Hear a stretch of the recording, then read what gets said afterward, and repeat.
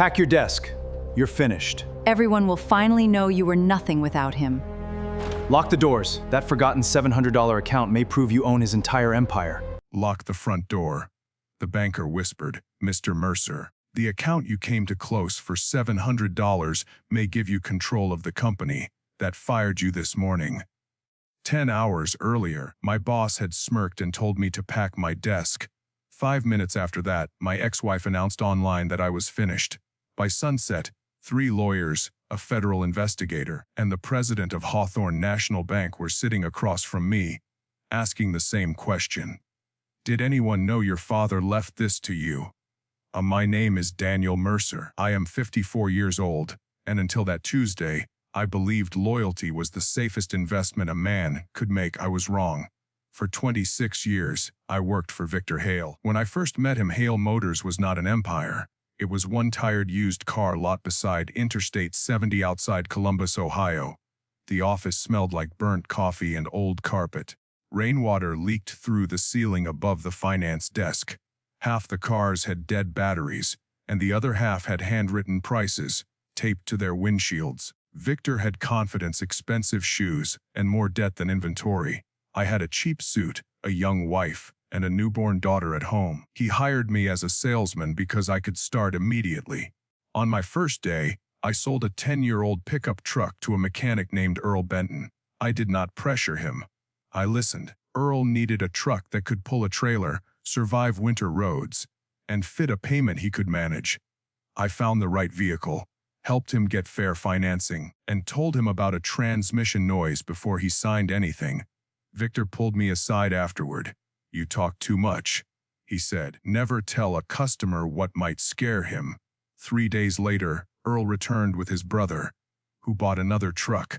A month later, Earl's construction company purchased 4 work vans from us. Victor stopped telling me I talked too much. Within 2 years, I became sales manager. Within 5, I was general manager. By my 10th year, I was negotiating with manufacturers, lenders, contractors, and local governments. I found our 2nd location. I arranged financing for the 3rd. I rebuilt the service department after a dishonest manager nearly destroyed our reputation. I recruited technicians from larger dealerships and promised them something simple: fair pay, honest hours, and no games with their commissions. By the time I turned 50, Hale Automotive Group had 7 dealerships across 3 counties. We sold Ford, Chevrolet, Toyota, Honda, and luxury imports. More than 300 employees depended on the company. Annual revenue had crossed $400 million. Victor's name was on every building. My fingerprints were on everything else. I knew which location had a weak service manager. I knew which manufacturer representative preferred early calls and which bank vice president hated surprises. I knew when inventory was aging too long, when advertising was wasting money, and when a young employee needed encouragement instead of punishment. Victor attended charity dinners. I attended emergency meetings. Victor cut ribbons. I kept the lights on. For years, I told myself that arrangement was fair. He owned the company, and I earned a strong salary. My children attended good schools. I had a title, a corner office, and the respect of people whose opinions mattered to me. But success changed Victor. At first, he had needed me. Later, he tolerated me.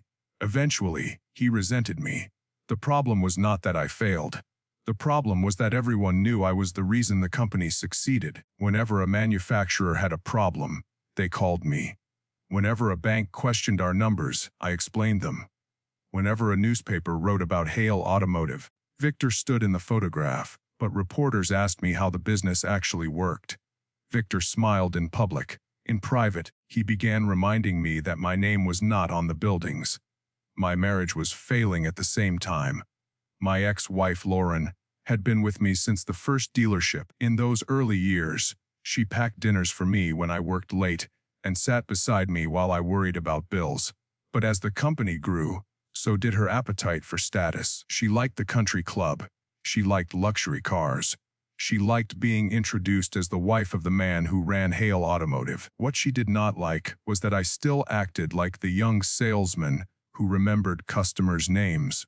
"You spend too much time caring about people who work for you," she once said.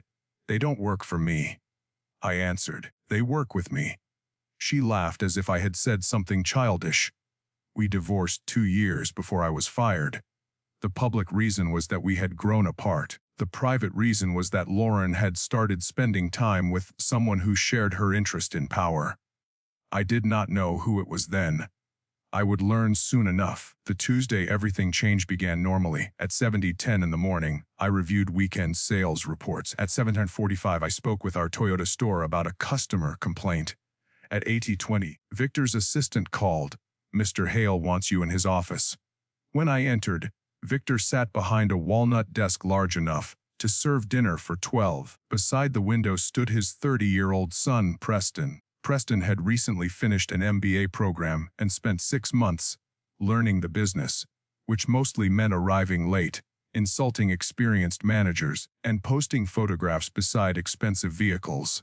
A woman from an outside human resources firm sat in the corner. The moment I saw her folder, I knew. Your body understands betrayal before your mind accepts it. Victor leaned back. Daniel, we're moving in a new direction. What direction? A younger direction. Preston smiled. I looked at Victor. Are you firing me? We're restructuring your position out of the company. My position is running the company. That's your interpretation. No, Victor. That's the operating chart you approved. His face tightened. For 26 years I had protected him from bad decisions. That morning, there was no reason to continue. I asked, what happened to the transition agreement? 3 years earlier, Victor had promised that when he retired, I would receive a small ownership stake and remain chief operating officer under a professional board. The agreement had been discussed in front of lawyers, but Victor had delayed signing the final version. He spread his hands. Business changes. Promises don't have to. Preston stepped forward. We don't need a history lesson. I turned to him. He had never worked a Christmas Eve closing shift. He had never faced an angry service customer whose family car had failed on the highway. He had never told a frightened employee that her job was safe during a recession. But he was going to replace me because he had the correct last name. Victor's mouth curved into a small smile. Pack your desk, he said. You're done. He had rehearsed that sentence. I could hear it in his voice. I did not beg. I did not shout. I did not remind him of the nights I had saved the company. A man who enjoys humiliating you does not deserve a performance. I stood. Before I leave, I need written confirmation of my deferred compensation, retirement contributions, and unused incentive payments. The smile disappeared for half a second. HR will handle everything. That wasn't my question. The woman in the corner looked down. Victor said, "You'll receive what you're owed." I should have pressed harder. Instead, I walked out with the last piece of pride I had. A cardboard box waited on my desk. Someone had planned the scene carefully. I packed photographs of my 2 children, a coffee mug my daughter painted when she was 8, a framed letter from a customer, and the silver watch employees gave me on my 20th anniversary. The hall outside my office was silent. More than 300 people worked for Hale Automotive. Many had been hired by me. Some watched through glass walls, others stared at computer screens and pretended not to see. I understood. They had families, mortgages, medical bills. Fear makes good people quiet. My service director, Miguel Santos, came into my office and closed the door. "This is wrong," he said. "Keep your voice down." "I'll resign." "No, you have 2 kids in college." "I won't work for Preston." "Do not make a decision today. Watch. Document everything. Protect your team." Miguel's eyes were wet. Then he handed me a small flash drive. "What is this?"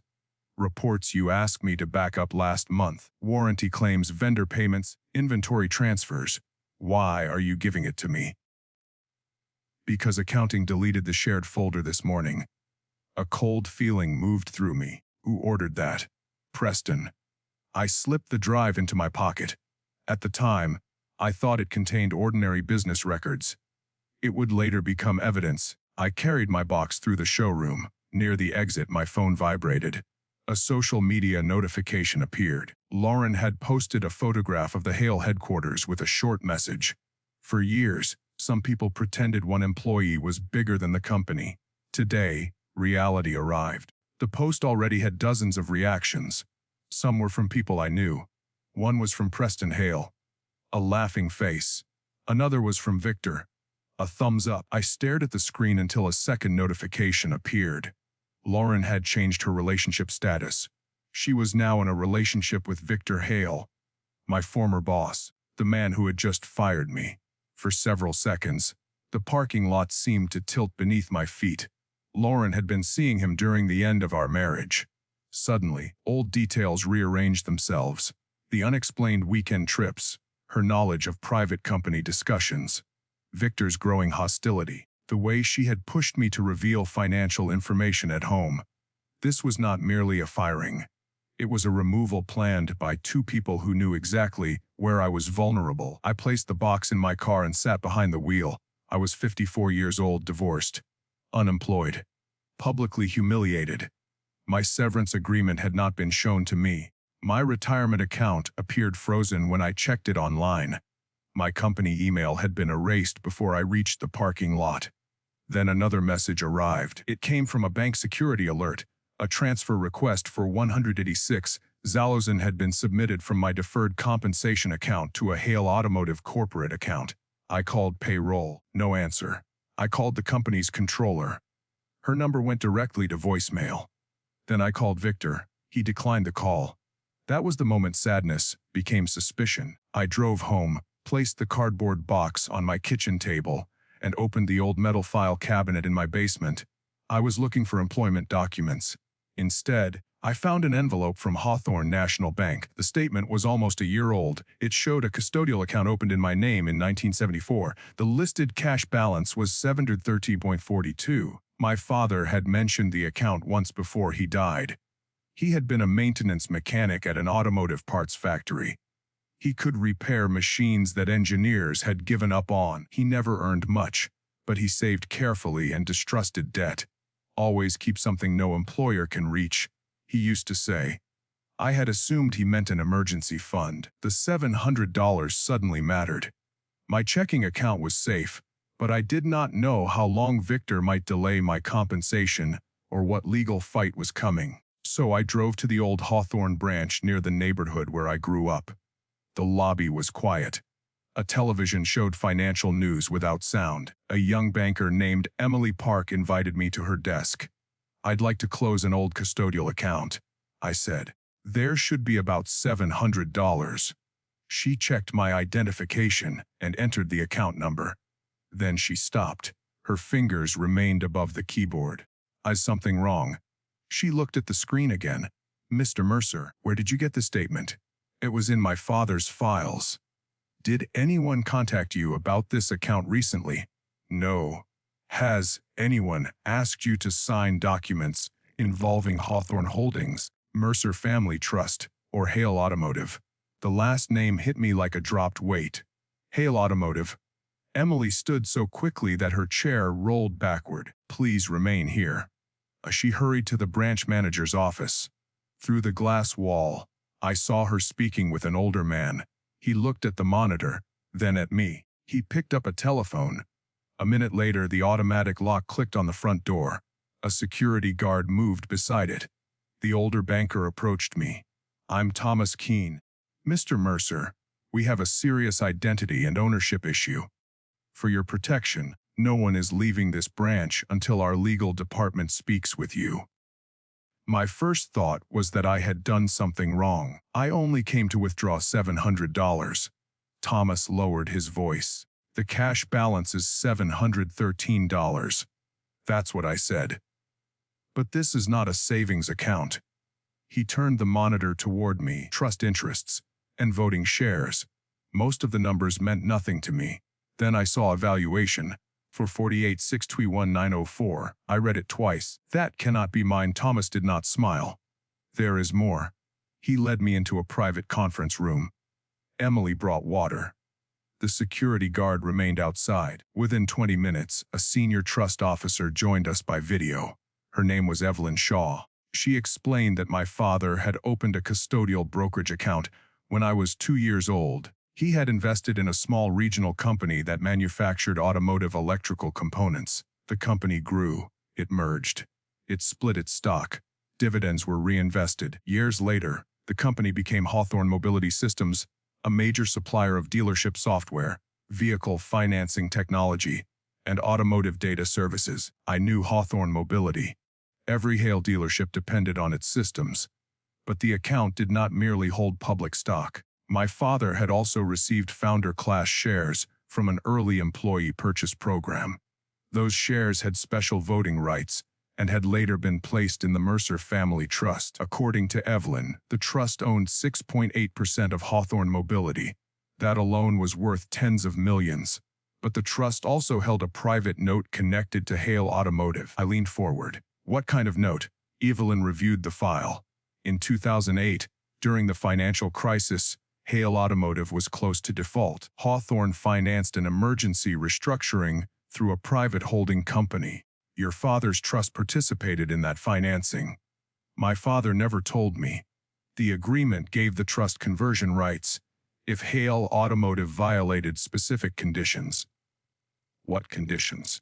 She looked directly into the camera. Fraud, unauthorized transfer of retirement assets, manipulation of employee benefit accounts, or removal of the designated key operator without lender approval.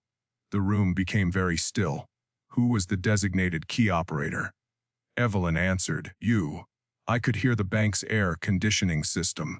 Victor had always claimed that he saved the company during the 2008 crisis. He said he mortgaged his home and risked everything.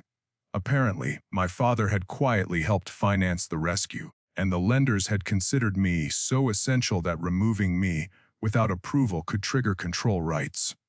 Thomas placed a printed page in front of me. A transfer request had been submitted that morning against my deferred compensation. The request carried an electronic signature that appeared to be mine. It was not. Someone had attempted to move my money into a Hale corporate account. Evelyn continued.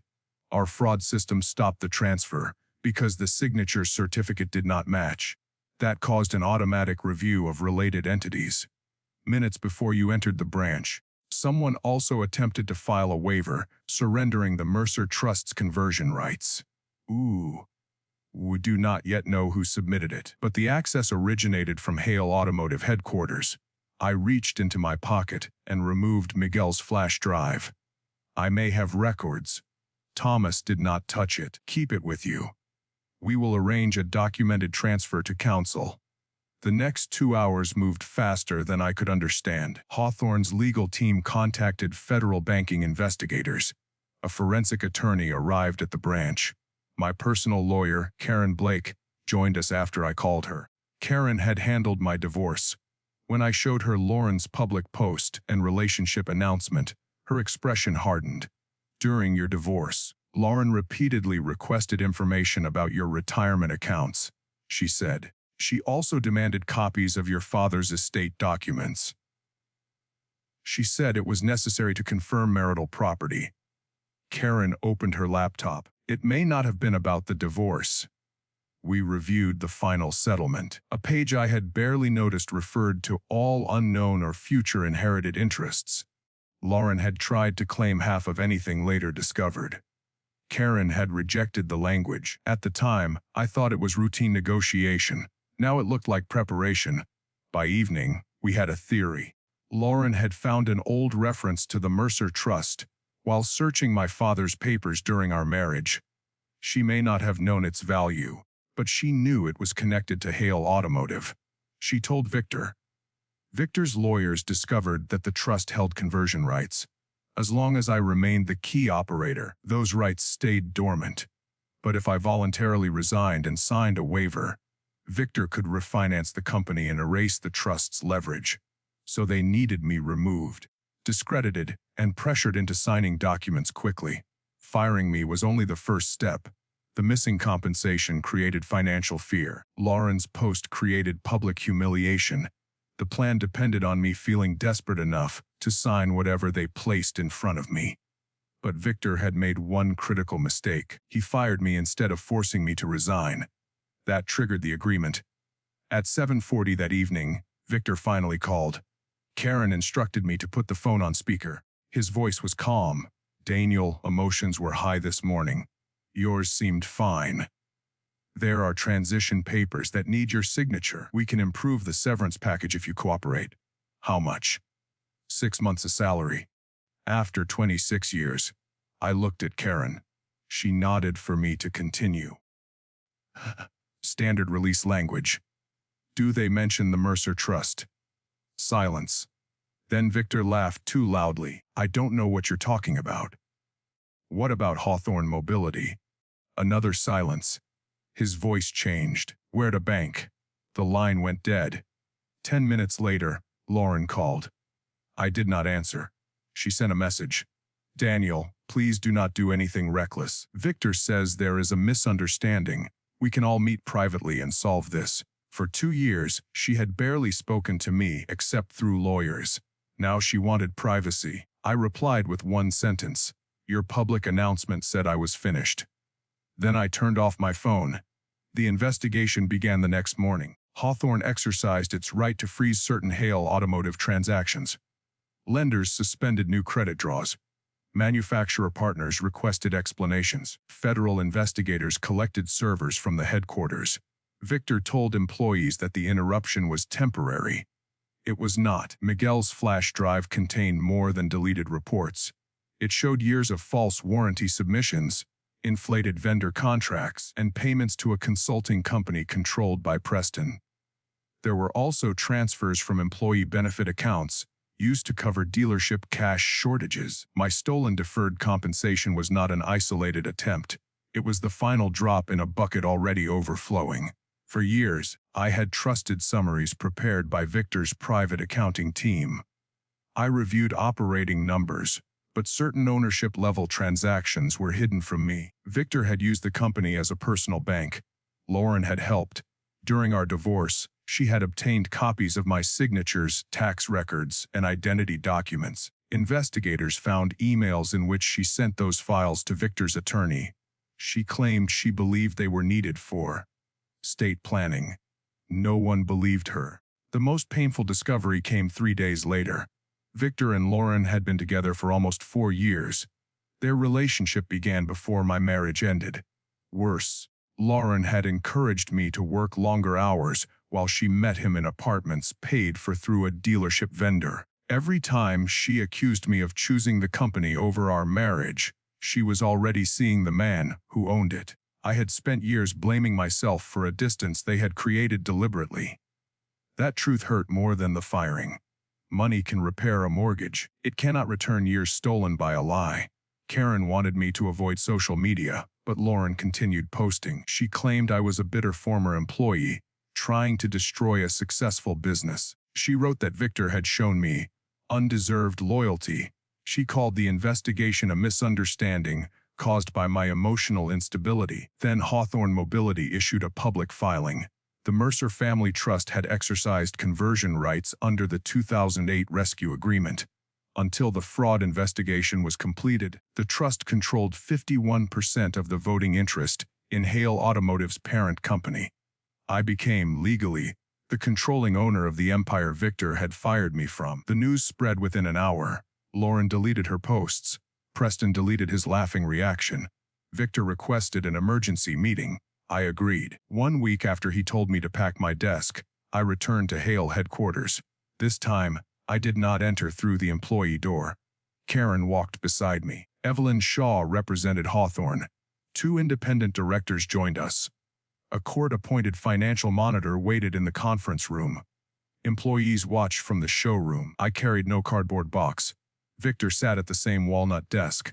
Preston stood near the window, but he no longer looked amused. Lauren sat beside Victor. That was the first time I had seen them together in person. She wore the expression she used during our divorce hearings. Soft, wounded, carefully innocent. Daniel, she began, this has gone too far. I looked at her. No. It went too far when you celebrated my firing before I reached my car. Victor pushed a folder across the desk. You keep the trust assets, I keep the dealerships. Everyone avoids embarrassment. Evelyn opened the folder and read one page. This proposal requires Mr. Mercer to waive claims involving fraud, benefit theft, forged signatures, and lender violations. Victor's face reddened. These are allegations. The financial monitor spoke. They are supported by records. Preston suddenly pointed at me. You planned this. I almost laughed. For 26 years I planned your inventory, budgets, hiring, acquisitions, and crisis responses. If I had planned this, you would not have seen me carrying a cardboard box. Lauren leaned toward me. You don't want revenge. This isn't who you are.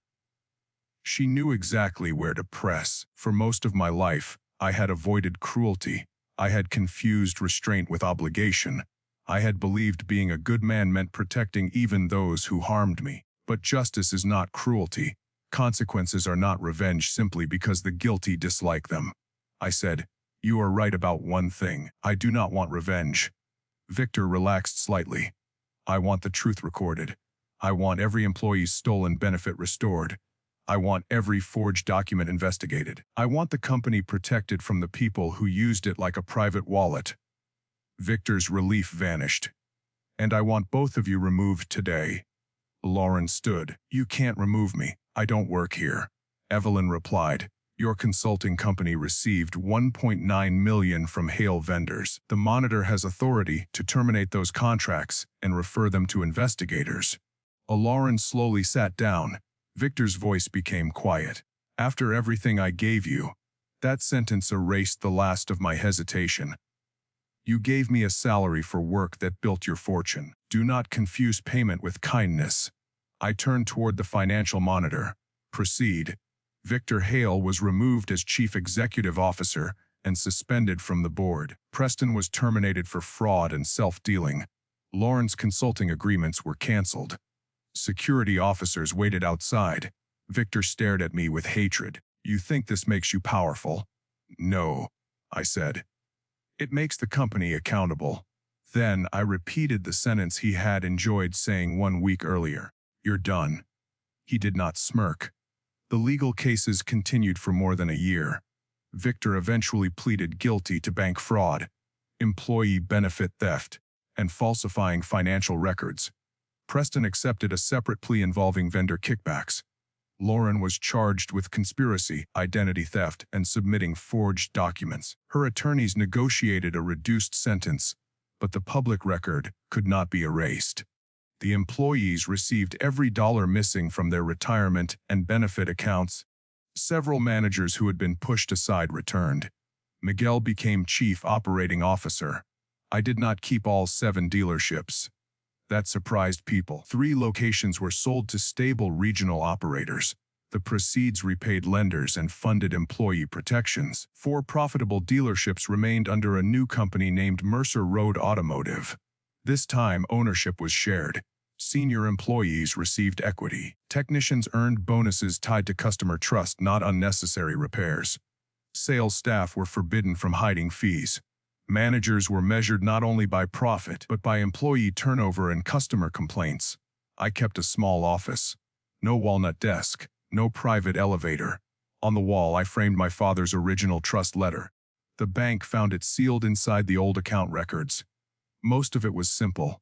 He wrote that he had seen loyal factory workers dismissed after giving companies their strongest years. He wanted me to own something no employer could take.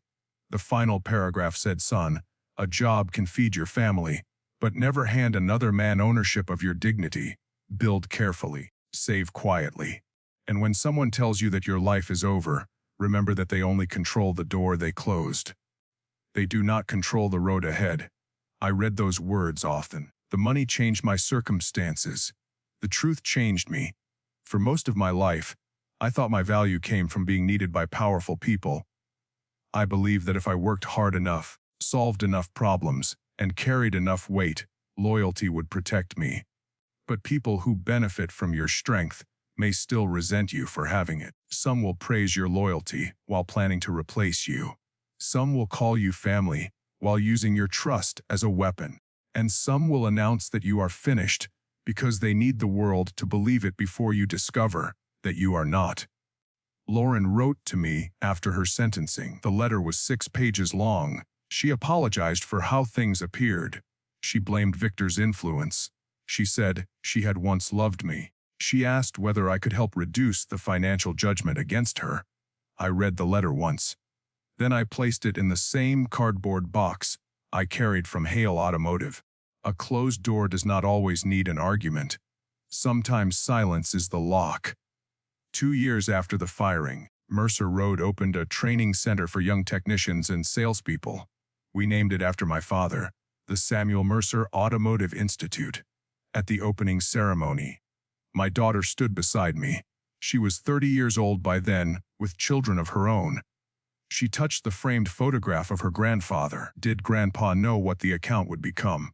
She asked. No, I said. I don't think he was trying to make me rich. What was he trying to do?